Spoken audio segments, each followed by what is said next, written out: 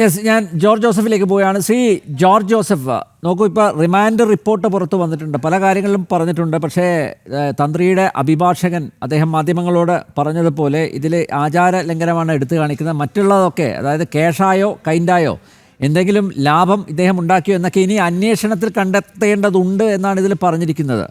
കുറേ കാര്യങ്ങൾ ഇതിൽ എഴുതിയിട്ടുണ്ട്.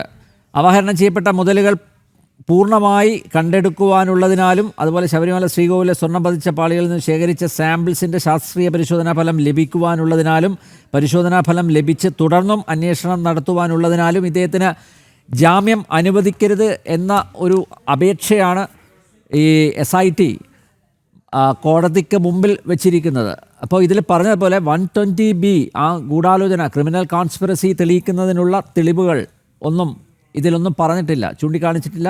ആചാരലംഘനം ഉയർത്തിപ്പിടിക്കുന്നു. അങ്ങനെയാണെങ്കിൽ ആചാരലംഘനം നേരത്തെ പറഞ്ഞതുപോലെ IPC-ലോ BNS-ലോ ഒന്നും ഒരു കുറ്റം പോലുമല്ല. യെസ്, ഇതെങ്ങനെ നിലനിൽക്കുമോ? എന്തായാലും 13-ാം തീയതി തന്ത്രിയുടെ ജാമ്യാപേക്ഷ പരിഗണിക്കുന്നുണ്ട് കോടതി.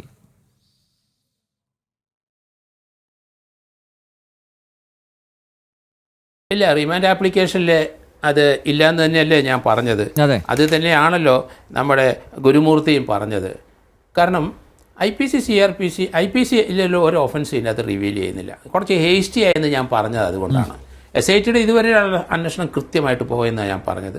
പക്ഷേ ഇതൊരു സ്വല്പം ഹേസ്റ്റി ആയിപ്പോയി. ഒരു ഇൻവെസ്റ്റിഗേറ്റർ എന്ന നിലയിലാണ് ഞാനത് പറഞ്ഞത്.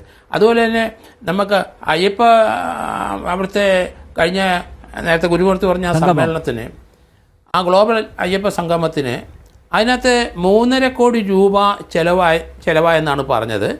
ആ 3.5 കോടി രൂപ അത് സ്പോൺസർ തരും എന്നാണ് പറഞ്ഞത്. പക്ഷേ സ്പോൺസർ എല്ലാം മിക്കവാറും എല്ലാവരും അകത്തായി പോയല്ലോ. അതുകൊണ്ട് അതിന് പണം ലഭിക്കത്തില്ല. കാരണം അതിപ്പോൾ ഇല്ല അത് 3.5 കോടി രൂപ കൊടുക്കാമെന്ന് പറഞ്ഞപ്പം അത് ദേവസ്വം ബോർഡും തരേണ്ട ആവശ്യമില്ല, അത് സ്പോൺസറുണ്ട്.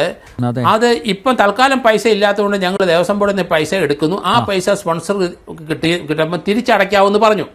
അത് 45 ദിവസത്തിനകം അതിന്റെ വരവ് ചില കണക്ക് ഹൈക്കോടതിയിൽ ഹാജരാക്കണമെന്ന് ഹൈക്കോടതി പറഞ്ഞതാണ്. അത് 45 ദിവസം കഴിഞ്ഞിട്ട് 1 മാസം സമയം ചോദിച്ചു, വരവ് ചിലക്ക് ഹാജരാക്കിയില്ല. വീണ്ടും 1 മാസം സമയം കൊടുത്തു, അതും വരവ് ചിലവാക്കിയില്ല. അതിനൊരു വരവ് ചിലക്ക് ഉണ്ടാക്കാനുള്ള താമസം ചാർട്ടേഡ് അക്കൗണ്ടന്റിന്റെ സൗകര്യം കൊണ്ടാണെന്നൊക്കെ പറഞ്ഞാൽ അത് നടക്കില്ല. ഹൈക്കോടതിയുടെ കൺസെന്റ് വാങ്ങിച്ചിട്ടാണ് അത് നടത്തിയത്. എന്തിനാണ് ശബരിമല അയ്യപ്പന്റെ അവിടെ എല്ലാ വർഷം തോറും 100 ലക്ഷക്കണക്കിന് ആൾക്കാർ കൂടിക്കൂടിയാണ് വരുന്നത്. അതിനൊരു പ്രൊപ്പഗണ്ട കൊടുക്കേണ്ട ആവശ്യമില്ലല്ലോ. എന്തിനാണ് അയ്യപ്പ സംഗമം നടത്തിയത്? എല്ലാവർക്കും, അയ്യപ്പ ഭക്തന്മാർക്ക് എല്ലാവർക്കും അറിയാം. അവർ നിരന്തരം അവിടെ വന്നുകൊണ്ടിരിക്കുന്നവരാണ്. അതിനൊരു പ്രൊപ്പഗേഷൻ കൊടുക്കേണ്ട ഒരു ആവശ്യമില്ല. 3.5 കോടി രൂപ വെറുതെ ചെലവാക്കേണ്ട ഒരു ആവശ്യമില്ലായിരുന്നാണ് ഞാൻ പറയുന്നത്. അല്ല, അപ്പൊ അതിന് ആ സ്പോൺസർമാരുടെ പൈസ ഇനി കിട്ടൂല. അപ്പൊ അത് ദേവസ്വം ബോർഡ് തന്നെ ചെലവാക്കിയതായിട്ട് തന്നെ വരും. അതിനകത്ത് വേറെ കഴിയില്ല.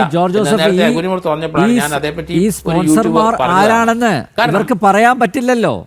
കാരണം സ്പോൺസർമാര് ഒന്നുകിൽ അയ്യപ്പ വിശ്വാസികളായിരിക്കണം, അല്ലേ? സ്പോൺസർമാരുടെ പേര് കൊടുക്കണമല്ലോ. അപ്പൊ പറയാൻ പറ്റാത്ത ആളുകൾ അജ്ഞാതരാണ്. അപ്പൊ എങ്ങനെ പറയും?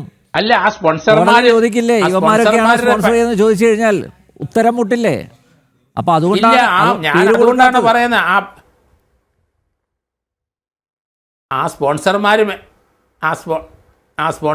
മിക്കവാറും ഉള്ളവരെല്ലാം അകത്തായി പോയല്ലോ. ഇപ്പം റിമാൻഡിൽ കിടക്കില്ലെന്നാണ് ഞാൻ ഈ പറയുന്നത്. അപ്പോൾ അതുകൊണ്ട് ആ പണം ഒരിക്കലും ഇനി ഉണ്ടാകാൻ പോകുന്നില്ല. അത് ദേവസ്വം ബോർഡിൻ്റെ പണം 3.5 കോടി ചിലവാക്കി തന്നെ പോയി. അതുകൊണ്ടാണ് ഞാൻ അതുകൊണ്ട് പറഞ്ഞത് സ്പോൺസേഴ്സ്മാർ അകത്തായെന്നാണ് ഞാൻ അന്ന് ഇപ്പോഴും പറയുന്നത്. അങ്ങനെയാണ്. എന്തായാലും ശബരിമലയിലെ ഇദ്ദേഹത്തിന് ഈ കണ്ഠരർ രാജീവർക്ക് അദ്ദേഹത്തിന് ജാമ്യം ലഭിക്കൂ എന്നാണ് ഞാൻ കരുതുന്നത്. കാരണം ശബരിമല കേസിൻ്റെ ഒക്കെ അന്വേഷണം കൃത്യമായിട്ട് പോകുന്നുണ്ട്, ആർക്കും ജാമ്യം കിട്ടാനില്ല. 90 ദിവസം കഴിയുമ്പോൾ ജാമ്യത്തിന് അവർക്ക് ക്ലെയിം ആവും. അന്നേരം ജാമ്യത്തിന് വാങ്ങിക്കൊണ്ട് പോട്ടെ. കാരണം ഇതൊരു 3 മാസം കൊണ്ടോ 4 മാസം കൊണ്ടോ അന്വേഷിച്ച് തീർക്കാവുന്ന ഒരു കാര്യമല്ല. ഇതൊരു മിനിമം 6 മാസം കൊണ്ട് മാത്രമേ ഇത് അന്വേഷിച്ച് തീർക്കാൻ പറ്റുള്ളൂ. എനിക്കൊരു സംശയമുണ്ട്. താങ്കൾ പോലീസിൽ ഇരുന്ന ഒരാളെന്ന നിലയിൽ ഞാൻ ഒരു സംശയം എൻ്റെ മനസ്സിൽ വന്ന ഒരു സംശയമാണ്. അതായത് ഇപ്പോൾ ഈ വളരെ ദുർബലമായിട്ടുള്ള വാദങ്ങളാണ് ഇതിൽ റിമാൻഡ് റിപ്പോർട്ടിൽ ഉന്നയിച്ചിരിക്കുന്നത് SIT. എന്തായാലും കടകംപള്ളിയും പ്രശാന്തൊക്കെ ഇനി വരാനിരിക്കുന്നുണ്ട്. അവരെ വീണ്ടും ചോദ്യം ചെയ്യുമോ അറസ്റ്റ് ചെയ്യുമോ എന്നൊക്കെ കാത്തിരുന്ന് കാണേണ്ടതാണ്. പക്ഷേ ഈ ഒരു ഇത് വെച്ചിട്ട് ഇപ്പോൾ താങ്കൾ പറഞ്ഞത് പ്രകാരം ഇതാണ് 13-ാം തീയതി SIT കോടതിയുടെ മുന്നിൽ വീണ്ടും ഉന്നയിക്കുന്നതെങ്കിൽ ഒരുപക്ഷെ ഇദ്ദേഹത്തിന് ജാമ്യം കിട്ടും. കോടതി സ്വാഭാവികമായിട്ട് ചോദിക്കുമല്ലോ, ഇദ്ദേഹം ഇതിൽ നിന്ന് എന്ത് നേട്ടമാണ് ഉണ്ടാക്കിയത്, സാമ്പത്തിക നേട്ടമാണ് ഉണ്ടാക്കിയതെന്നൊക്കെ ചോദിക്കുമല്ലോ. അപ്പോൾ ഈ ഒരു ഇത് വെച്ച് ഈ വരുന്ന ഈ ഉന്നതർക്ക് ജാമ്യം ലഭിക്കാനുള്ള ഒരു അടവ് നയമായിട്ട് ഇതിനെ കാണാൻ പറ്റുമോ ശ്രീ ജോർജ് ജോസഫ്?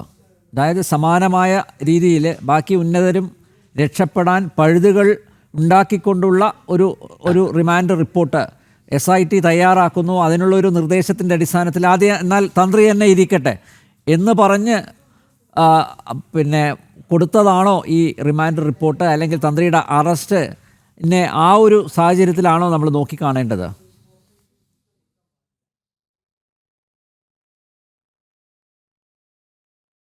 ഇപ്പോഴത്തെ ഈ SIT തന്ത്രിക്കെതിരായിട്ട് കളക്ട് ചെയ്ത എവിഡൻസ് ഒന്നും ഒരു അറസ്റ്റിലേക്ക് പോകേണ്ട ഒരു ആവശ്യമില്ല. അറസ്റ്റിലേക്ക് പോയത് തെറ്റ് എന്നതാണ് ഞാൻ പറഞ്ഞത്. അതുകൊണ്ടാണ് ഞാൻ നേരത്തെ മുതൽ പറഞ്ഞ IPC ഒഫൻസ് ഒന്നും വന്നിട്ടില്ല. അതെന്തായാലും ജാമ്യം കിട്ടാനുള്ള ഒരു വകുപ്പ് ഇതിനകത്ത് വന്നില്ല. അങ്ങനെയാണ് മറ്റുള്ളവർക്കും. അവർക്ക് ഏതായാലും അവരുടെ ഒഫൻസൊക്കെ നോക്കിക്കഴിഞ്ഞാൽ 90 ദിവസം കഴിയുമ്പോൾ അവർ എലിജിബിളാണ്. അപ്പോൾ അതേപ്പറ്റി നമ്മൾ പേടിക്കേണ്ട ആവശ്യമില്ല. കാരണം SIT നല്ല കൃത്യമായ, കാരണം ഹൈക്കോടതി ഒബ്സർവ് ചെയ്യുന്ന കൃത്യമായ ചാർജ് ഷീറ്റ് കൊടുത്തു കഴിഞ്ഞാൽ ഇതിനകത്ത് കുറ്റക്കാരെ, പക്ഷേ അവിടുന്ന് കടത്തിക്കൊണ്ടുപോയ സ്വർണത്തിൻ്റെ ഒരു 10% പോലും തിരിച്ചു വന്നിട്ടില്ല അവിടെ. അതുകൊണ്ടാണ് കുറച്ച് സമയം കൂടുതൽ എടുക്കുമെന്ന് ഞാൻ പറയുന്നത്. അതൊക്കെ അവിടെ നിൽക്കട്ടെ. പണം, ആ സ്വർണം കിട്ടിയില്ലെങ്കിൽ ശരി, ഇവരുടെ എല്ലാവരുടെയും പല വ്യാജ അക്കൗണ്ടുകളിൽ പണം വന്നിട്ടുണ്ട്. കോടിക്കണക്കിന് രൂപ പണം അങ്ങോട്ടും ഇങ്ങോട്ടും വന്നിട്ടുണ്ട്. ആ പണം എവിടെ നിന്ന് വന്നു എന്നാണ് നമുക്കറിയേണ്ടത്. അത് ഈ സ്വർണം വിറ്റ ഈ സ്വർണത്തിൻ്റെ പൈസ തന്നെ, യാതൊരു സംശയവുമില്ല. അത് ആർക്കൊക്കെ കൈമാറിപ്പോയി അത് തന്നെയല്ലേ. ഇതിനകത്ത് അറസ്റ്റ് ചെയ്തവരൊക്കെ വലിയ സൗദങ്ങൾ കെട്ടിപ്പൊക്കിയിട്ടുണ്ട്. അതിൻ്റെ സോഴ്സ് എവിടെയാണ്? നേരത്തെ അവർ ചെറിയ വീട്ടിലായിരുന്നു താമസിച്ചുകൊണ്ടിരുന്നത്. ഇപ്പോൾ ഇത്രയും സൗകര്യങ്ങൾ ഉണ്ടായത് എങ്ങനെ? ആ പണത്തിൻ്റെ വരവ് തീർച്ചയായിട്ടും അത് SIT തന്നെ കണ്ടെത്തണം. കാരണം അവർക്കൊക്കെ ക്രമാതീതം. അത് തന്നെയല്ലേ ഒരു അക്കൗണ്ട് തുടങ്ങി കഴിഞ്ഞിട്ട് താമസിക്കുമെന്ന് ഞാൻ പറയാൻ കാരണം, ഒരു അക്കൗണ്ട് ഒരു 30-40 അക്കൗണ്ടിൽ കൂടെ അത് പോയിട്ടാണ് ഈ കക്ഷികൾക്ക് ഈ പൈസ കിട്ടുകയുള്ളൂ. അങ്ങനെയാണ് വന്നിരിക്കുന്നത്. അതുകൊണ്ടാണ് അതിന് സമയം കൂടുതൽ. കാരണം അതിനാണ് കൂടുതൽ പോലീസ് ഉദ്യോഗസ്ഥരെ വേണമെന്ന് അവർ പറഞ്ഞത്. ഇതൊക്കെ നമുക്ക് അന്വേഷിക്കാൻ സമയം ധാരാളം വേണം. എങ്കിൽ മാത്രമേ, അതുകൊണ്ട് ഈ ടൈം ബൗണ്ടിനകത്ത് തീരത്തില്ല എന്ന് ഹൈക്കോടതിക്ക് അതിപ്പം ബോധ്യമായിട്ടുണ്ടെന്ന് എനിക്ക് തോന്നുന്നത്. എന്തായാലും ഹൈക്കോടതി നേരത്തെ ഇപ്പം ഈ അവിടുത്തെ അയ്യപ്പ സേവാ സംഗമത്തിൻ്റെ അതിൻ്റെ കാര്യം ഹൈക്കോടതി കൃത്യമായിട്ട് ഇപ്പം പറഞ്ഞിരിക്കുന്നു. ആ പണം വരില്ല എന്ന് ഹൈക്കോടതിയുടെ കൺസെൻറ്റ് വാങ്ങിച്ചിട്ടാണ് അവരത് ചെയ്തിരിക്കുന്നത്. ഏതായാലും അതൊക്കെ തട്ടിപ്പിൻ്റെ ഭാഗമായിട്ട് തന്നെ വരും. അതുകൊണ്ട് ഈ സ്വർണം തട്ടിച്ചുകൊണ്ട് പോയതിൻ്റെ പണം എവിടെ വന്നു, ആർക്കൊക്കെ വന്നു എന്നാണ്, അതാണ് SIT അന്വേഷിച്ചിട്ട് അതിനുശേഷമാണ് ചാർജ് ഷീറ്റ് കൊടുക്കാൻ കഴിയുള്ളൂ. അതുകൊണ്ട് കുറച്ച് ഡിലേ ഇതിനകത്ത് ഉണ്ടാവും തന്നെയാണ് ഞാൻ കരുതുന്നത്.